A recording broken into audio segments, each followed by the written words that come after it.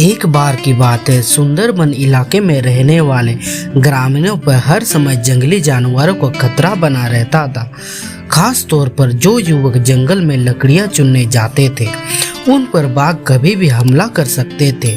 यही वजह थी कि वे सब पेड़ पर तेजी से चढ़ने उतरने का प्रशिक्षण लिया करते थे। प्रशिक्षण गांव के ही एक बुजुर्ग बाबा दिया करते थे, जो अपने समय में इस कला के महारथी माने जाते थे।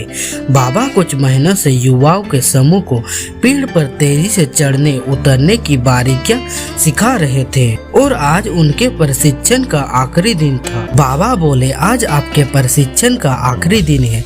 मैं चाहता हूँ आप सब एक बार इस चिकने और लंबे पेड़ पर चढ़ उतर कर दिखाइए। सभी युवक अपना कौशल दिखाने के लिए तैयार हो गए। पहले युवक ने तेजी से पेड़ पर चढ़ना शुरू किया और देखते देखते पेड़ की सबसे लंबी शाखा पर पहुंच गया। फिर उसने उतरना शुरू किया और जब वे लगभग आधा उतर आया तो बाबा बोले, सावधान, जरा संभल कर आराम से उतरो, कोई जल्दबाजी नहीं।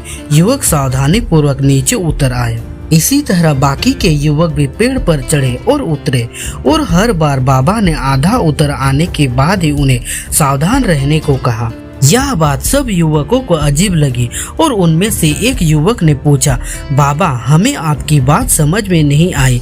पेड़ का सबसे कठिन हिस्सा तो एकदम ऊपर वाला था, जहाँ पे चढ़ना और उतरना दोनों ही बहुत कठिन था। आपने तब हमें सावधान होने के लिए नहीं कहा।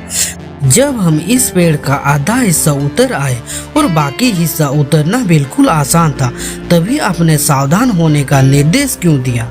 बाबा गंभीर होते हुए बोले, बेटा, या तो हम सब जानते हैं कि ऊपर का हिस्सा सबसे कठिन होता है, इसलिए वहाँ पर हम सब खुद ही सतर्क हो जाते हैं और पूरी सावधानी बरतते हैं।